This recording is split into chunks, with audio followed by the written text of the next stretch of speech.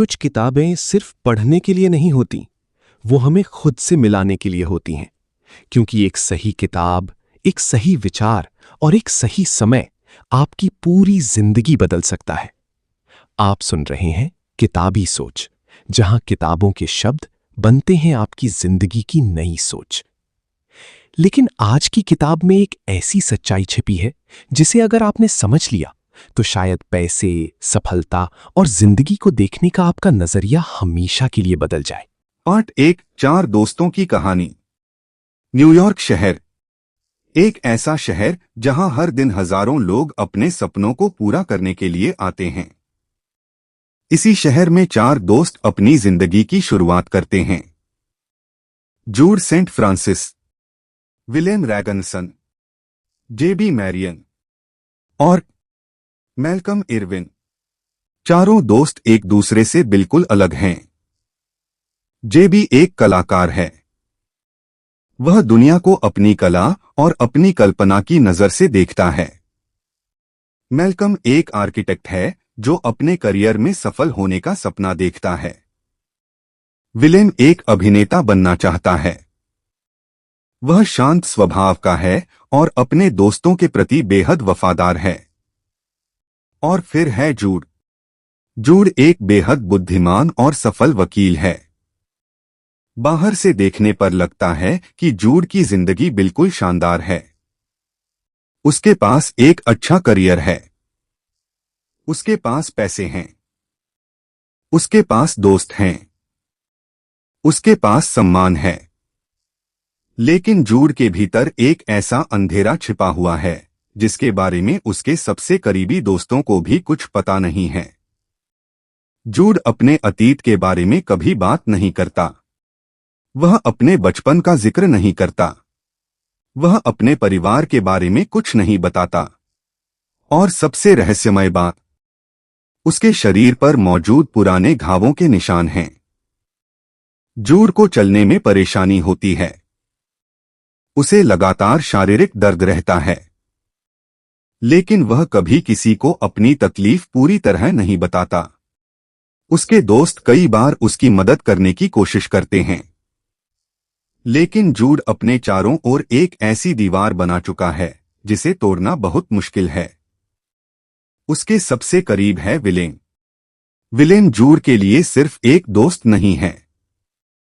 धीरे धीरे वह जूड की जिंदगी में एक ऐसे इंसान की जगह ले लेता है जिस पर जूड सबसे ज्यादा भरोसा करता है। विलेम जूड के अतीत को जानने के लिए उस पर दबाव नहीं डालता। वह उससे बार बार सवाल नहीं करता। वह बस उसके साथ रहता है। और शायद जूड को जिंदगी में सबसे ज्यादा जरूरत भी इसी की थी। किसी ऐसे इंसान की जो उसे बदलने की कोशिश न करे, जो उसे जज न करे, बस उसका साथ दे। लेकिन जूड की कहानी जितनी बाहर से शांत दिखाई देती है, अंदर से उतनी ही दर्दनाक है। क्योंकि जूड की असली कहानी अभी शुरू भी नहीं हुई है। पार्ट 2, जूड का डरावना बचपन। जूड का अतीत धीरे धीरे सामने आता है। और जैसे जैसे उसकी कहानी खुलती है, हमें समझ आने लगता है कि जूड आज जैसा इंसान क्यों बन गया है। जूड का बचपन सामान्य नहीं था। उसके माता पिता उसके जीवन में नहीं थे। वह एक अनाथ बच्चे की तरह बड़ा हुआ। उसका बचपन एक मठ में बीता। वहीं उसकी मुलाकात ब्रदर ल्यूक से होती है। शुरुआत में जूड को लगता है कि ब्रदर ल्यूक उसकी परवाह करता है। उसे लगता है कि शायद आखिरकार कोई ऐसा इंसान उसकी जिंदगी में आया है जो उसे अपना समझता है। एक ऐसा बच्चा जिसे बचपन से प्यार और सुरक्षा की कमी रही हो। उसके लिए किसी का थोड़ा सा स्नेह भी बहुत बड़ा लग सकता है। जूड भी ब्रदर ल्यूक पर भरोसा करने लगता है। लेकिन यही भरोसा बाद में उसके जीवन के सबसे भयानक अनुभवों में बदल जाता है। ब्रदर ल्यूक जूड की मासूमियत और उसके अकेलेपन का फायदा उठाता है। जूड के पास कोई ऐसा परिवार नहीं था जो उसकी रक्षा कर सके। कोई ऐसा व्यक्ति नहीं था जिसके पास जाकर वह अपनी तकलीफ बता सके। इसलिए वह अपने दर्द के साथ अकेला रह जाता है। और यहीं से जूड के जीवन में वह आघात शुरू होता है जो आने वाले कई वर्षों तक उसका पीछा करता रहता है। लेकिन उसकी मुश्किलें यहीं खत्म नहीं होती। जूड की जिंदगी में आगे भी ऐसे लोग आते हैं जो उसके साथ बहुत बुरा व्यवहार करते हैं। उसका बचपन धीरे धीरे एक ऐसे दुःस्वप्न में बदल जाता है जिससे वह चाहकर भी बाहर नहीं निकल पाता। सबसे दुखद बात यह है कि जूड धीरे धीरे अपने साथ होने वाली हर बुरी चीज के लिए खुद को जिम्मेदार मानने लगता है। उसके मन में एक विचार घर कर जाता है, शायद गलती मेरी ही है। और यही विचार उसके पूरे जीवन को प्रभावित करता है। जूड खुद को प्यार के योग्य नहीं समझता। वह खुद को अच्छा इंसान नहीं समझता। उसे लगता है कि उसके साथ बुरा होना स्वाभाविक है। और जब कोई बच्चा यह मानने लगे कि वह प्यार के योग्य नहीं है, तो उसका सबसे बड़ा संघर्ष दुनिया से नहीं, खुद से होता है। पार्ट 3 दर्द के साथ जीना। समय बीतता है। जूड बड़ा होता है। वह अपने अतीत से दूर जाने की कोशिश करता है। और फिर उसकी जिंदगी में विलेम, जेबी और मैल्कम आते हैं। धीरे धीरे ये तीनों उसके दोस्त नहीं बल्कि उसका परिवार बन जाते हैं। लेकिन जूड जितना भी आगे बढ़ने की कोशिश करता है, उसका अतीत उसके साथ चलता रहता है। उसके शरीर पर पुराने घावों के निशान हैं। उसे लगातार शारीरिक पीड़ा रहती है। लेकिन असली दर्द उसके शरीर में नहीं, उसके मन में है। जूड एक बेहद सफल वकील बनता है। वह अपने क्षेत्र में बहुत सम्मान प्राप्त करता है। लोग उसकी बुद्धिमत्ता और प्रतिभा की प्रशंसा करते हैं। लेकिन उसके अंदर एक अलग ही दुनिया चल रही है। वह खुद को कभी भी उतना अच्छा नहीं समझ पाता जितना बाकी दुनिया उसे समझती है। उसके अंदर लगातार आत्मघृणा बनी रहती है। उसे लगता है कि वह प्यार के योग्य नहीं है। उसे लगता है कि अगर लोग उसके बारे में सब कुछ जान गए तो वे उसे छोड़ देंगे। इसीलिए वह अपने अतीत को छिपाकर रखता है। वह अपनी भावनाओं को दबाता है। और जब दर्द बहुत ज्यादा बढ़ जाता है तो वह खुद को ही नुकसान पहुंचाने लगता है। यहीं पर इस कहानी का सबसे महत्वपूर्ण मनोवैज्ञानिक पहलू सामने आता है। आघात केवल अतीत की एक बुरी घटना नहीं होता। कभी कभी वह इंसान की पूरी सोच बदल देता है। वह इंसान को यह विश्वास दिला देता है कि मैं ही बुरा हूं, मैं ही इसके लायक हूं, मेरे साथ हमेशा ऐसा ही होना चाहिए। जूड की सबसे बड़ी लड़ाई अपने अतीत से नहीं, अपने बारे में बनी इस गलत धारणा से है। और इस पूरी लड़ाई में विलेम उसका सबसे बड़ा सहारा बनता है। विलेम जूड को बदलने की कोशिश नहीं करता।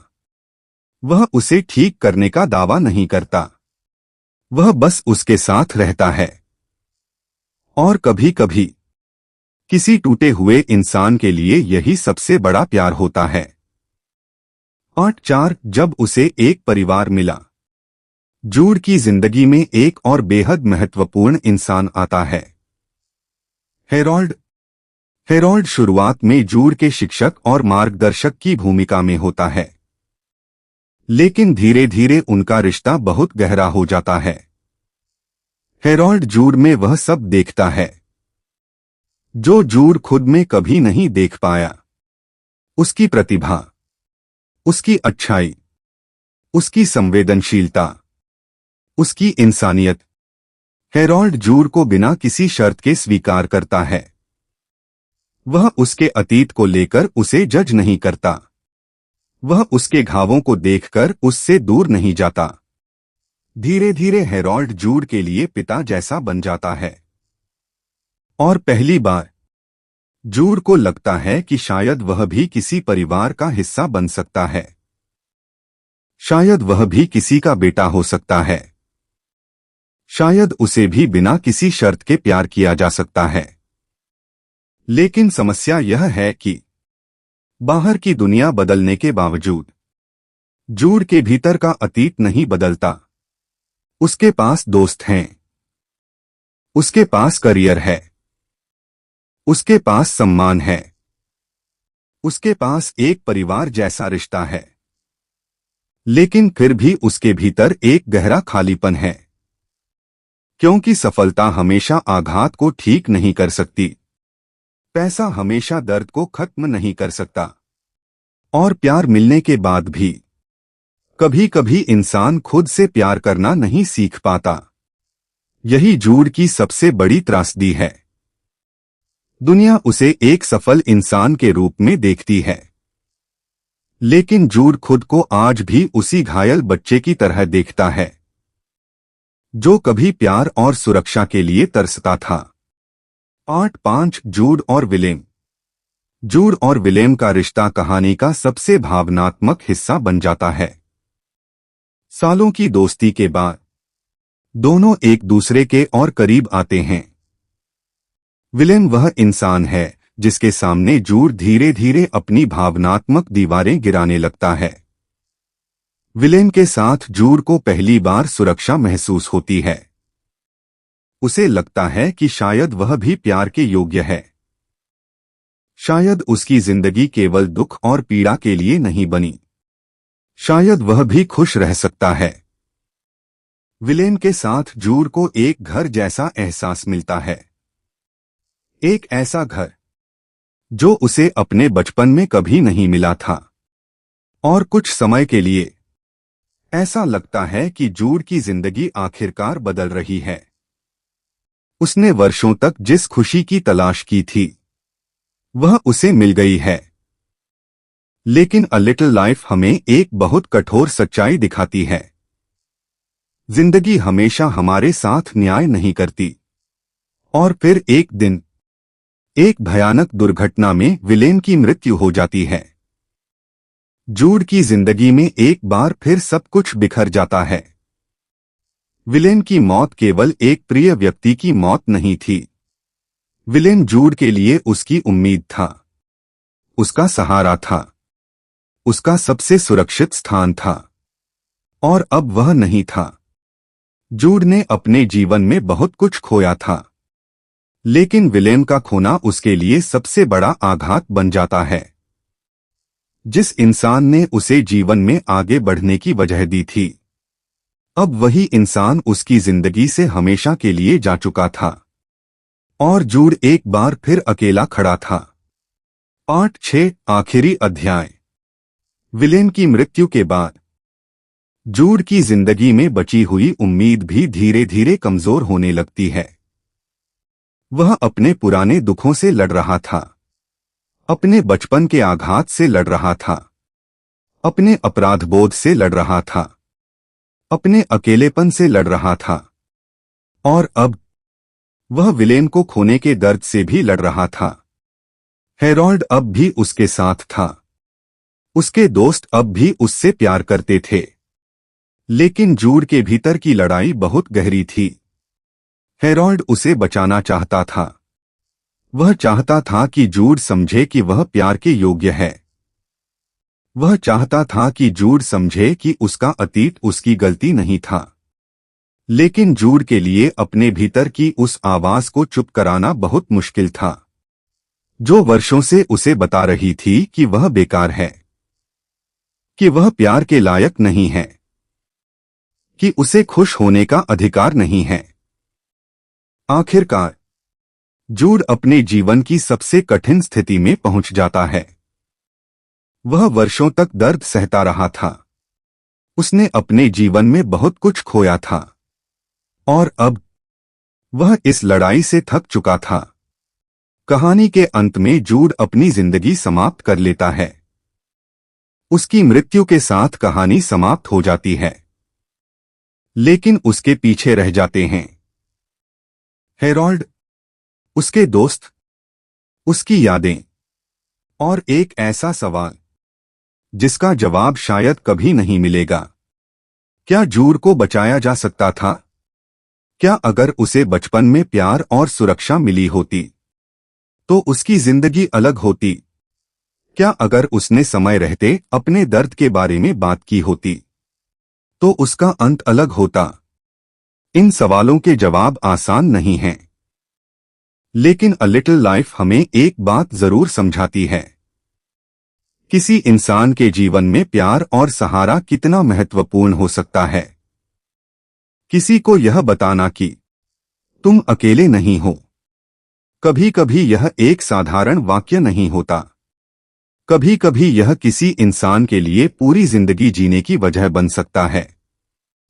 अंतिम संदेश, अ लिटिल लाइफ केवल जूड की कहानी नहीं है। यह उन सभी लोगों की कहानी है जो अपने भीतर ऐसे दर्द लेकर जी रहे हैं जिनके बारे में दुनिया को कुछ पता नहीं।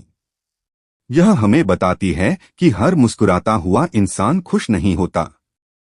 हर सफल इंसान भीतर से मजबूत नहीं होता और हर शांत इंसान के भीतर शांति नहीं होती। कभी कभी हमें लोगों को बदलने की नहीं, उन्हें समझने की जरूरत होती है। कभी कभी हमें किसी के दर्द का समाधान देने की नहीं, बस उसके पास बैठने की जरूरत होती है। क्योंकि कुछ घाव ऐसे होते हैं जिन्हें कोई पूरी तरह भर नहीं सकता, लेकिन किसी का साथ उस दर्द को थोड़ा कम जरूर कर सकता है। और शायद यही अ लिटिल लाइफ की सबसे बड़ी सीख है।